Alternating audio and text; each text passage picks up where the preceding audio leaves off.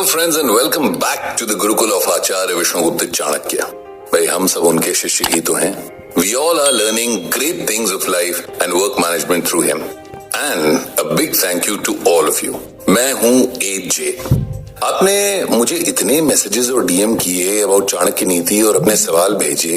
इतने सारे सवालों को देखकर मैंने सोचा क्या आचार्य चाणक्य के पास इन सभी सवालों का जवाब होगा, लेकिन विदाउट फेल सारे सवालों के जवाब आचार्य चाणक्य के पास हैं। बिल्कुल to the point, but you must have the eye to read between the lines. पिछले एपिसोड्स में हमने एक टीम लीडर को अपनी टीम कैसे सिलेक्ट करनी चाहिए और कैसे मैनेज करनी चाहिए इस बारे में आचार्य चाणक्य के सूत्र जाने, लेकिन इस सब के बीच एक लिंक है जो मिसिंग है। एक टीम तभी अच्छे से फंक्शन कर सकती है जब सबको सबका काम पता हो, अच्छे से रोल डिफाइंड हो और एक दूसरे के काम में उंगली करने वाली सिचुएशन ना हो। For the smooth conduct of a team, work division is essential.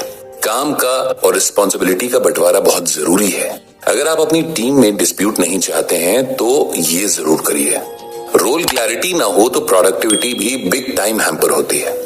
इसीलिए कुछ चीजें टीम बिल्डिंग फेज में ही एड्रेस कर लेना बहुत वाइटल है, यानी जरूरी है।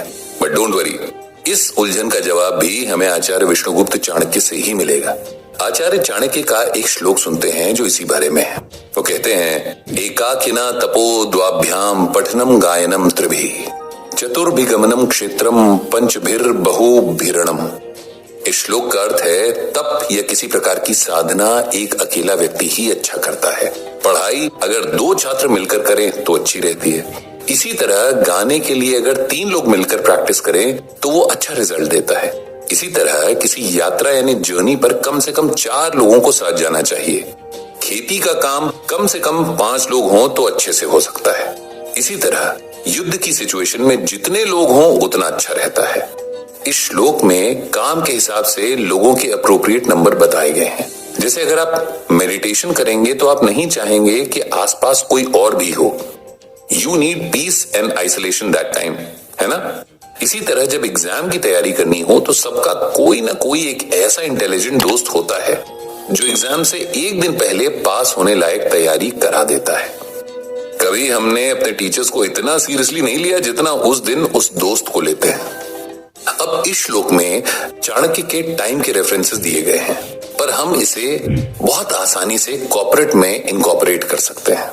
You just have to decode the message. एक टीम लीडर के लिए मूल मंत्र छुपा हुआ है इस श्लोक में। कैसे? अभी बताता हूँ। होल्ड ऑन भाई। देखिए, अगर आप एक टीम लीडर हैं तो कुछ काम लीडरशिप के ऐसे होंगे जो आपको अपने पास ही रखने चाहिए, किसी से शेयर नहीं करना है। लीडरशिप रोल की ऑथेंटिसिटी उसी सीक्रेसी में है। एक अच्छे लीडर के लिए ये बहुत बहुत जरूरी है कि वो अपना प्राइवेट स्पेस प्रोटेक्ट करे। Everything is not for sharing. अगर एक लीडर कुछ काम एक्सक्लूसिवली अपने पास नहीं रख रहा हो तो इसके 2 मतलब हो सकते हैं। पहला कि वो काम चोर है और अब अपनी ग्रोथ को लेकर नॉन सीरियस हो गया है। दूसरा कि वो लीडरशिप रोल को जस्टिफाई करने के लिए कुछ कर ही नहीं रहा है।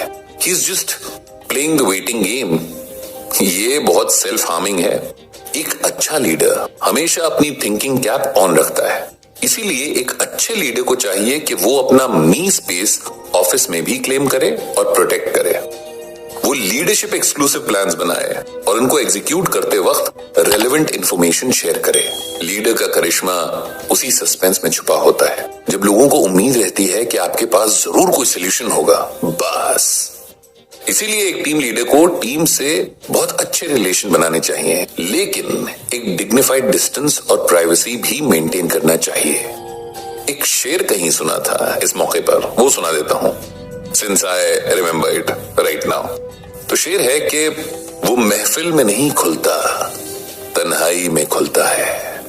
वो महफिल में नहीं खुलता, तन्हाई में खुलता है। समंदर कितना गहरा है, ये गहराई में खुलता है।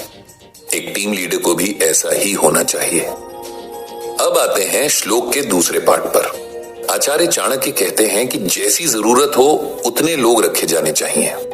संगीत की प्रैक्टिस के लिए 3 लोग बेहतर हैं, क्योंकि एक वोकलिस्ट जो गाना गाएगा, एक तबला बजाने वाला, तीसरा हारमोनियम बजाने वाला।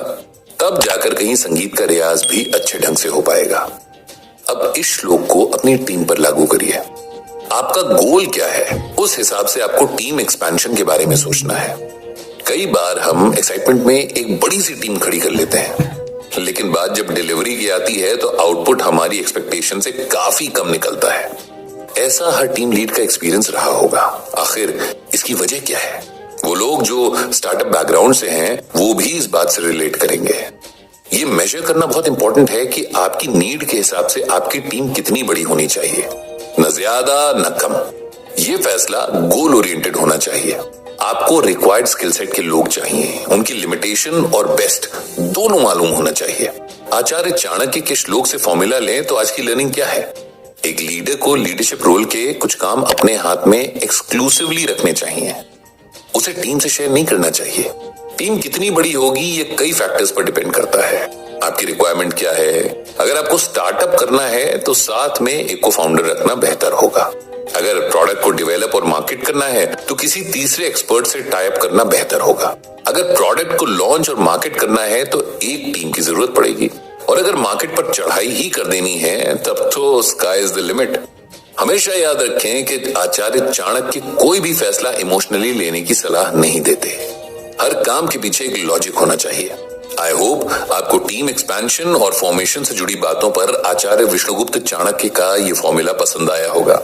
अगले एपिसोड में किसी और मैनेजमेंट पर गुरुदेव चाणक्य से सीखेंगे लाइफ लेसन्स। तब तक के लिए do take care and lead yourself to victory. Chanakya नीति से कुछ और प्राइसलेस हीरे लेकर मिलता हूं अगले